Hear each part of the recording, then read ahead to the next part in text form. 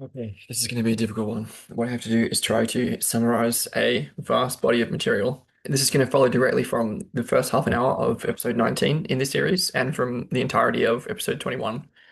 What I'm trying to do is draw together the series on psychological types by summarizing and reviewing what I consider to be the main and most important insights. And so today I'm going to be looking at what I found from episode 4 in the series, which is a doozy.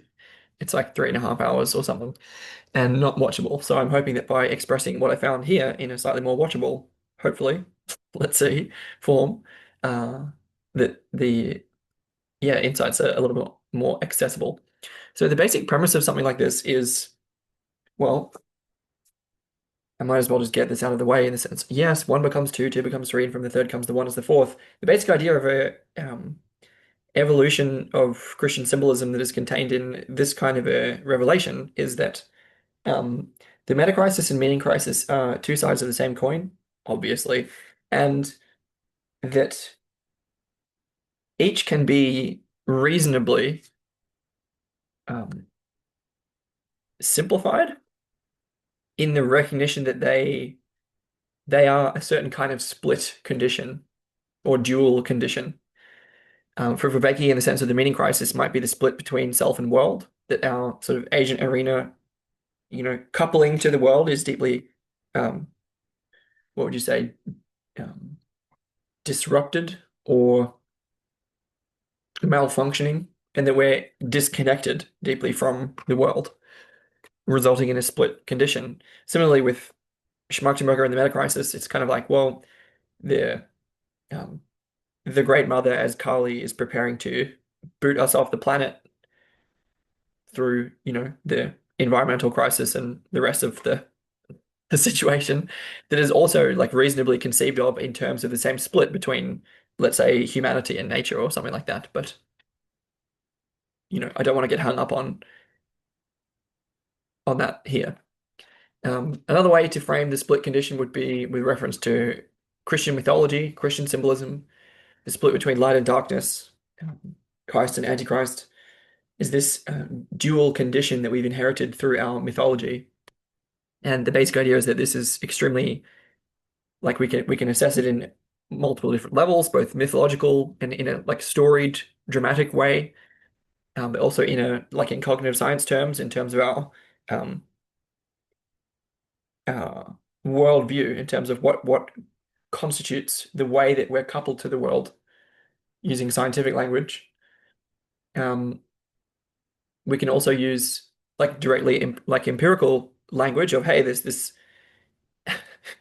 you know, uh, the flood is coming kind of language, but I mean in an empirical way. That's like we can point to all this um, quite real crises that don't require mythology. Um, what else there? Yeah, and so basically the idea is that by using these different languages, there's sort of different ways to converge on the same underlying point, is that um, what we're looking for is a way through all of that mess that resolves that split, and that allows it to accord with, the Christian symbolism, because that's actually the human condition. It's the resolution of the fall. And so the meta crisis and meaning crisis conceived in this way are different variations on that same underlying fall, the same underlying split condition. Of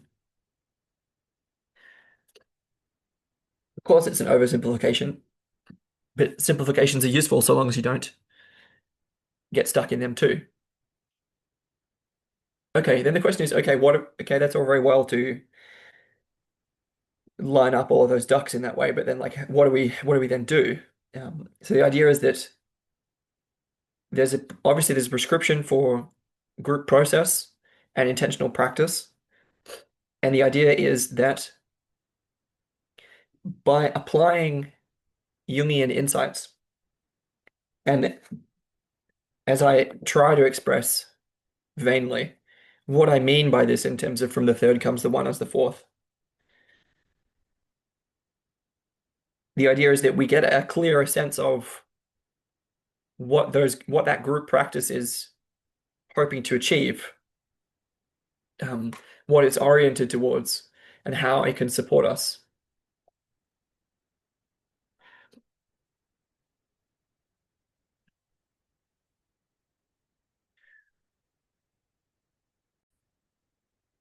Like a very brief way of putting that would be that through, obviously dialogical, imaginal, mindful, and embodied practice, we can not only cultivate the constitutive elements of meaning in life, coherence, purpose, significance, and mattering, and feel more deeply coupled to the world and solve the meaning crisis in that way, that's fine. But then also we get a kind of um, different way of small groups self-organizing in Jordan Hall's terms that can give rise to real creative problem solving. So not just that we feel better, that we feel more like we're living a more meaningful life, but that we can actually solve real problems better in the world.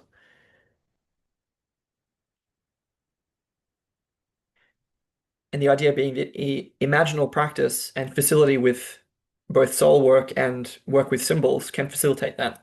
And then the question is how. And what I'm hoping is that Jung's insights will reveal how. So that's a fair way in. And so as I start going through my little 4-page Word document of notes here from episode 4, there's a little bit of historical review, like Jung and Schiller, who he's talking about, um, the poet and thinker from French Revolution times. They look back a little bit into the history of Western culture to sort of diagnose the split that we've inherited in their own terms. And then Jung basically offers Jungian insights to talk about how that split condition can be resolved. And by putting that in the context that I just laid out, I'm hoping that we can see more of its relevance and not need to be too attached to Jung to find it helpful. Okay. Awkward preamble, but it's been a while for this content. So it's broken down hour by hour into 3 different sections. So in the first hour, both Jung and Schiller, they're concerned with a one-sided development that we've inherited that they claim results from certain forms of culture. So the idea being that, and following Jordan Hall as well, since the Holocene, civilization, as we've lived in it since then, is an inherently unstable sociological form, and it creates a kind of one-sided development within cultures, which we can assess with a class analysis, and also within people, like a psychological imbalance. And Schiller and Jung are both oriented to that. Now, we can blame the institutions, but that does like, and that's part of that is reasonable, but we need to trace that back earlier into prehistory and pre-Holocene forms of living as well that Schmachtenberger tries to do with stone tool making. But okay, the basic point is that there's an imbalanced sociology and imbalanced psychology that manifest as this one-sided form of development. Schiller then points back to ancient Greece as a kind of solution to this, and Jung disagrees with that as a viable option. He thinks we need to look back, in a sense, deeper. And for Jung, the main lack in ancient Greek culture was that he felt that it was still one-sided. He felt that there was a huge class difference and that the um, Apollonian majesty and royalty, royalty is not quite the right word, of Greek culture was in gross distinction from the milieu in which it was embedded. And so in this way, it wasn't able to redress the split, but manifested that same split in a different way, for example, between Apollo and Dionysus, something like that. And of course, there's a great deal that we can learn from ancient Greek culture, but there's also truth to what Jung is pointing to. He then goes on to claim that there was a development of the individual in ancient Greek culture, but a lack of the development of the collective. So not only Apollonian and Dionysian, but maybe individual and collective were imbalanced in this way. And he feels that it was only Christianity that was really able to address that. That one of the things that we inherited through the church and through Christian forms of culture was this appreciation for the development, for the importance of the development of the collective, of the masses that we don't quite see in Greek culture.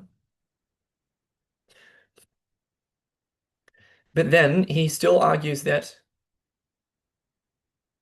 we see different versions of this kind of one-sided development in both ancient Greek sociology and in Christian psychology, where there it looks like the soul is valuated more greatly than it had been previously, but it's also not really able to, its expression is maybe not facilitated as much as it could be in its uniqueness. So there was a, and again, this is like, again, very rough simplification and broad brushstrokes here, but the idea would be that in the, Christian confessional tradition, there's this focus on collective development and worship together in the same way, in a kind of in a way that isn't, that doesn't take to heretics very, very nicely. Let's just put it that way.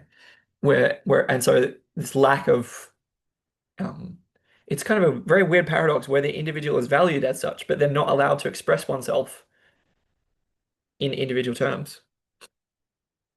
Whereas with the Greeks, it might be kind of the other way around. It's like um, the individual development of wisdom, for example, was a huge part of what they were talking about, but maybe only for the minority, not for the masses. So this is why Jung thinks both of them are contributing important pieces, but not adequate to the solution that we're looking at. And he feels that we saw that in both the Renaissance and then the French Revolution. So there's a real risk of regression here, where if we try to correct this one-sided development with a return to these cultural forms that we've lost, then we run the risk of sort of recapitulating the same split or the same dual condition, different versions of which I just outlined. And Jung feels that the consequences of this were that we saw them in both the Renaissance, which sort of didn't really work, according to him, sort of petered out in medievalism and the Reformation. And then also the French Revolution, where the rhetoric was about beauty and truth, and it was quite idealistic, but then it was a real bloodbath in the name of freedom, right? So someone like Schiller is, um, Jung thinks, giving a mistaken diagnosis, who, like, he roughly thought that beauty could save us, but the evidence suggested that this return to a different form of culture, this deep change that we saw manifest in the French Revolution. Um, well, it was obviously a positive development in some way, but it was also there's a massive risk of regression there. That there's a Dionysian element that is maybe underappreciated, and so that's why Jung points back to something that he's pointing back even deeper, right? He's saying, yeah, it's all very well to take some things that we've maybe forgotten through the millennia-long degradation of Christian psychology and from an abandonment of the sociology that the Greeks were practicing, right? But can we look back even further? And so that's why Jung is pointing back to paganism rather than the function of Greek poetry. Jung feels that we need to look back before the um, origins of modern Western culture as we know it to recover something that's been lost. And another way for him to say that is that he wants us to work with the energy gradient within our own bodies. So he feels that there's a lot of latent energy that is sort of trapped within us, or what he would call maybe in the unconscious. And he's talking about a way of returning, healing the split, getting back to our roots in such a way that this latent energy has a chance to come into play. And he feels that like a restoration of Greek poetry, for example, won't achieve that because it doesn't get deep enough within us. So he says things like the solution doesn't lie in the possibility of thinking it. It's not that we need new ways of thinking, it's that we need to get deeper access to the depths of our own being.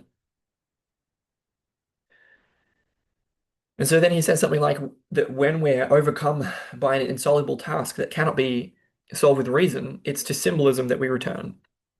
So for Jung, this idea is that there's a split between our different uh, psychological faculties. And I think that's like reasonable to observe, even if we disagree with Jung about what those faculties, how they should be split up. So he talks about thinking, feeling, sensation, and intuition. We don't have to copy him exactly to recognize that, hey, our condition is deeply divided and that goes back a long way into our past. And so he feels that the importance of symbolism in this context is that it's that symbols have this unique capacity to bind the sensuous and the abstract and the objective and the subjective. Um, that all four of our different faculties have different ways of participating in symbols, and that their symbols have a sort of unique function that we haven't appreciated.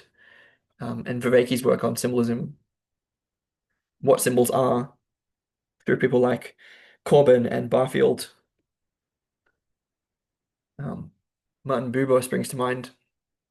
All these people, including Jung, have like they're contributing a lot in terms of our recovery of symbols and symbolic thought as part of imaginal practice, for example. So that's why Jung roughly thinks that symbols are important. Okay, so then he makes a further point, which is that there's a kind of with this one, I talked about this one-sided development that he feels we've inherited. Well, for him, this is a kind of tendency that modern people have to, for our thinking function, for our abstraction to be overdeveloped, case in point. And for him, this is equivalent to realizing that our faculty of sensation is often repressed. So where we have this overdevelopment of one certain function, there's also this corresponding underdevelopment or repression of uh, one of the other functions or faculties. And for Jung, this means that we have a deeply unconscious sensory bond with the world. So it's not just that we're, again, this is part of what I would call the notion of the extended unconscious. It's like the later Jung's coming to the realization that the unconscious is not just something within us, it's the unconscious is something between us and the world.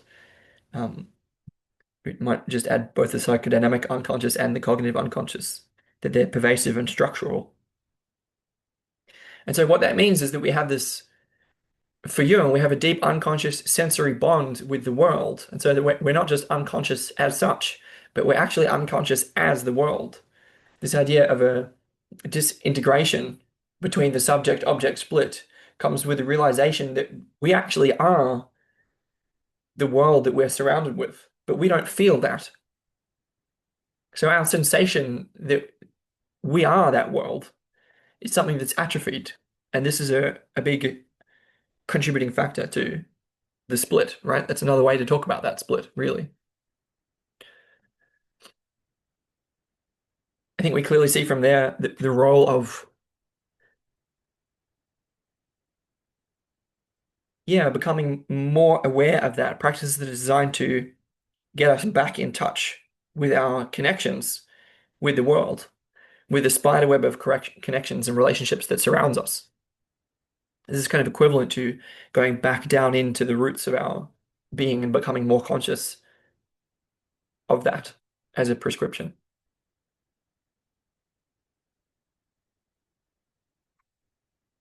Okay, coming to the end of the first hour of review here, Jung's also wanting to say that.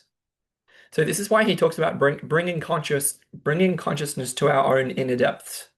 It's not, and this is I think of this as really deeply embodied experience, right? It's a different way of being in the world that is more deeply incarnated. The idea that our consciousness is very top heavy and that we can actually experience our awareness. We can bring our consciousness into our own bodies, into our own inner depths, and indeed out into our relationships with the world in a way that is supportive, functional, helpful, healthy. And that we can do that without making a regression if we're careful. And so he's talking about a form of deeper participation with the world that can, you could say, liberate us from a kind of unconscious attachment. So again, this idea is that when our thinking faculty, when our abstracting is very overdeveloped, then our sensation is correspondingly underdeveloped. And that manifests for Jung in this compulsive sensory tie to the object. And lo and behold, these show up. These objects, I mean, it's deeply, look how much of an object is. It's the jewel from mythology, the golden snitch, the treasure hard to attain. And they're on our bodies all the time, are they not? And so the idea here is that we have this deeply unconscious attachment to the world, to objects, and that if we bring our consciousness down in to our participation with the world, then we can heal ourselves in a bottom-up emergent way, essentially. Okay, a couple of more smaller points here. Jung invokes a kind of it's kind of systole and diastole that he's getting from Goethe. So it's a kind of breathing quality, a quality of cyclicality. And then he sees this as in terms of the relationships not only between self and world, but also between the faculties, like thinking, feeling, sensation, and intuition. So, for example, he thinks that the waste products of one of these are the nutrition for the other. I found this to be a really interesting idea that resonated deeply with my experience. So, the idea that the kind of worst of our thinking is taken deeply into our sensation, and that the um, I don't know if saying worst is the right way to put it. I'm not quite sure how to articulate the idea of waste products of thought, but there's a way that they have a kind of Ouroboros loop that they cycle between each other, is the thinking and sensation, for example.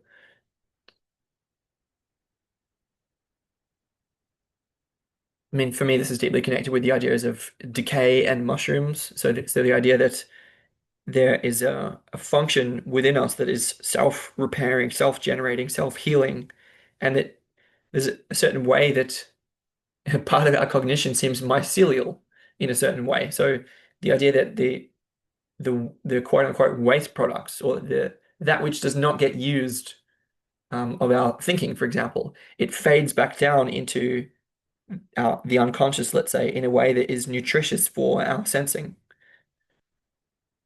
and that would be vice versa. And we can also see that in self and world, the idea that the world, I mean, if we you have to buy into that distinction to get into that self and world dichotomy, but the idea that our there's another kind of breathing, cycling dynamic between these two. And it's a little bit tricky to talk about, but the idea is basically that the world is a kind of functions as a kind of repository for the unconscious. So this is again an elaboration of the idea that that which we're not ready to face about ourselves is contained in the field of relationships and in our connections with the world around us. Again, the extended unconscious.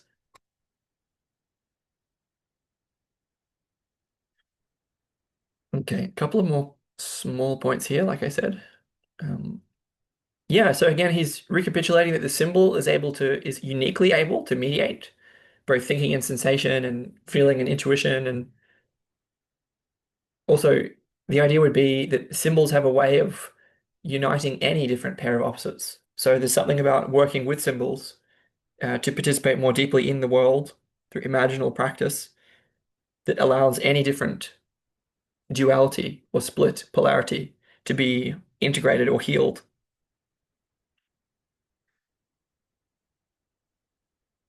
So including that between conscious and unconscious. So this is why Jung is sort of focused on this borderline between conscious and unconscious and sort of combining both in a certain way. It's because um, he feels that we don't just need new thinking because this is sort of imbalanced. It's imbalanced towards consciousness and imbalance towards abstraction.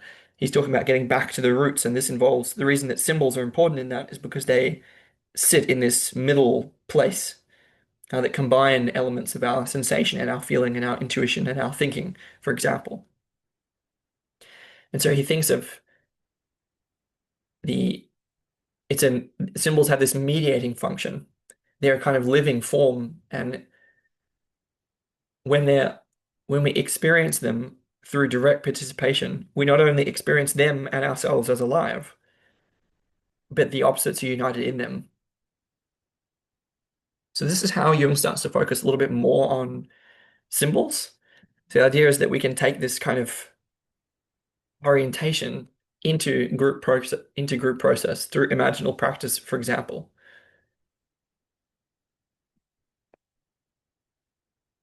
Okay, there's a further idea that serious play or spontaneity, childlikeness are required for symbols to be able to be formed. And so this uh, way of engaging with serious play is an idea that like we don't just need to get together and talk. We need to get together and um, be spontaneous and be childlike and to facilitate the emergence of symbols from our own depths. And that if we want to work with the unconscious in that way, then we need to be able to access that kind of an attitude. It's also important that that state of serious play is quite a fragile state. It's delicate and easily disrupted by imbalance to any of the directions that we've talked about. Yeah, this kind of fantasy activity or imaginal activity is both creative and receptive. It involves uh, a far deeper listening to what is being created in real time, but also, I mean, it's obviously deeply creative, right? It's the essence of creativity. There's a couple of risks there. Once we get to that place, is that the risk of romanticism. There's an aestheticizing of the problem, which is the split, this split between binaries, between this polarity split. And so if we just aestheticize this, and if we regard this group process that involves spontaneity and serious play and childlikeness and working with symbols, well, it could be very light, right? It could be very easy. And Jung feels there's a real risk here of aestheticizing, which would mean that we're just sort of holding the problem at arm's length. We're not actually deeply participating in the split. And so if the whole point is to that we can the whole point is that we're sort of riven um, by this inner conflict, that it's very real and very embodied, and that we're maybe dissociated from it. We're not maybe present to how deep this conflict is, but that this kind of practice that I'm talking about can help us to work with very deep structural elements of um, who we are. And that's not an easy thing to do. It's not a romantic thing to do. So he feels that this deep participation in um, like symbolic activity is a way to help us emerge from this condition of inner conflict and also outer conflict in the world. So there's a weird kind of catch-22 where it's like serious play, right? It has to be fun. It has to be it has to involve childlikeness and spontaneity and also lightheartedness, but we have to also take it deeply and seriously. It's a metaphysical problem, an ontological problem, an existential problem. It's not a problem that's at the surface. It's a problem that involves the depths of our being.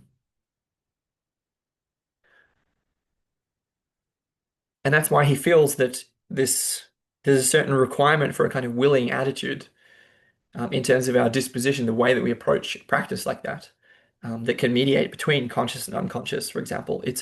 Specifically, it's a will toward transformation that requires a kind of leap of faith. So it's a willing, a self-willing, or like um, it's a kind of agentic freedom. It's a quality of choosing where we dispose our energy and our attention, the sense of free will. And in that choice of what kind of work we do, for example, we, by orienting toward transformation through this leap of faith, we understand the necessity of that transformation. We understand that in our current condition, we actually can't solve from the ego this split between opposites. We need to return to the depth of our being to uh, activate or awaken this creative process that alone can solve the problem. And so, in that orienting of our choice, of our freedom toward uh, the unconscious in that way, or toward creativity in that way, we actually are consenting to be transformed. And so we will ourselves to transform ourselves, which is a bit of a paradoxical way of putting it, but this is again partly why aestheticizing doesn't work, is because it's actually this deep um, practical reconstitution of our sense of who we are and our sense of being in the world. It's not an easy thing to participate in.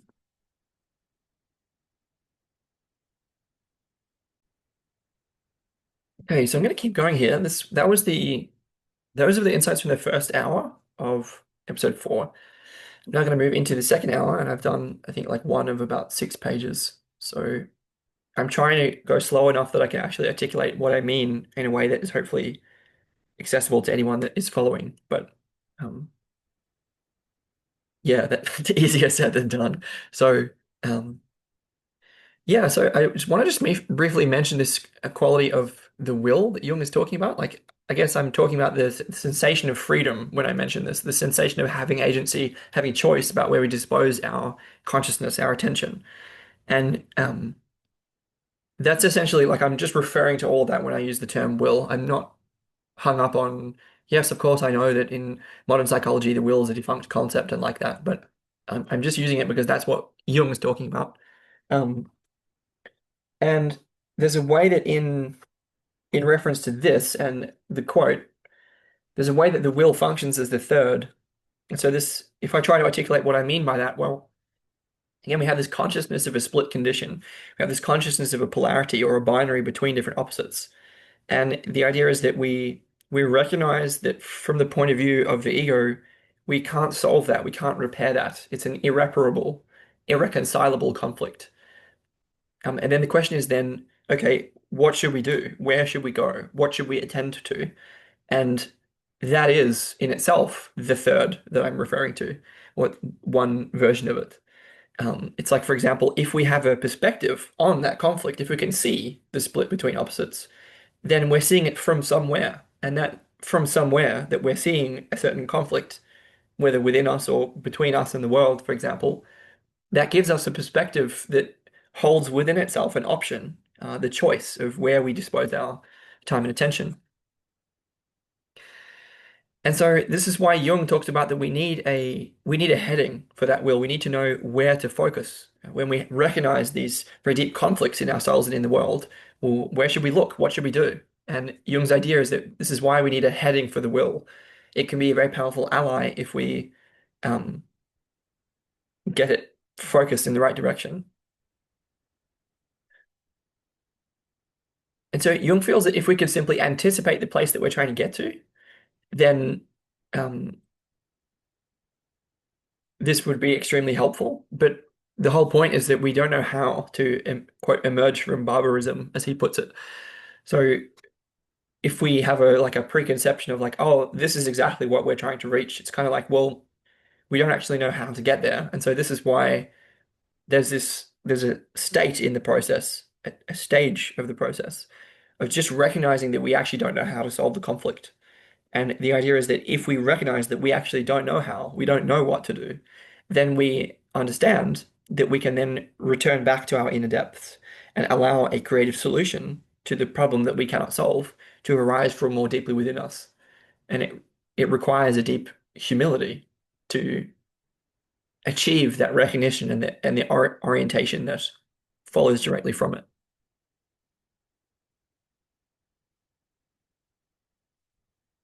So this is what allowed Jung to say that he thinks that this direction that we need for our attention, for our agency, he thinks that that will come from the unconscious, what he calls the unconscious.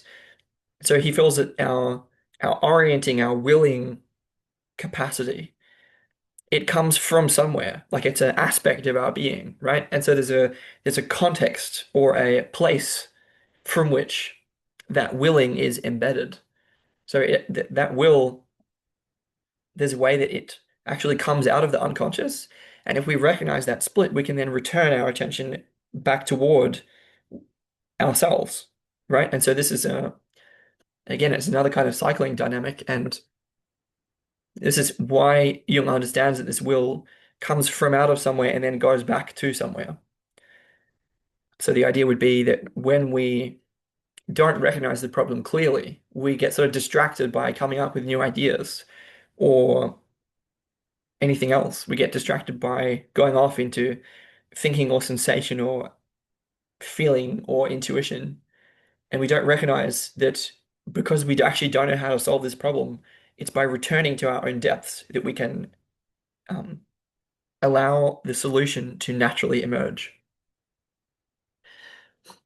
And so this would be a way of talking about the will as the third in this context and the unconscious as the fourth. So from the third comes the one as the fourth. So this is a way to talk about if we recognize the split between opposites clearly and don't make a regression into unconsciousness, then we sense the perspective of our agency as a kind of emergent property of that conflict. We feel that conflict, we sense it, we've got it in we're holding that tension. And if we orient our freedom, our will in the right way, then we turn back to ourselves. We don't get distracted by our different faculties, but we um, reflect in a certain way. And that reflecting is a kind of humbling the will before a natural unconscious process. It's allowing our creativity to manifest itself. And this is kind of what is meant by from the third comes the one as the fourth, in the sense of that by allowing that which has been unconscious to bring itself into our awareness, to get back down, to bring our consciousness down into our own inner depths, that the sense of unity, the sense of deeper participation in the world can naturally arise from that process, from the third, from the perspective of our agency, comes the one, the sense of unity, the sense of togetherness, the sense of belonging, the sense of connection, as the fourth being the unconscious, the extended unconscious. Very hard to talk about what I mean here, but it's quite clear in my mind. It's that if we get our attention focused in the right way when we recognize this conflict, then a sense of awareness that can more deeply bind us to the world um, arises naturally from our depths.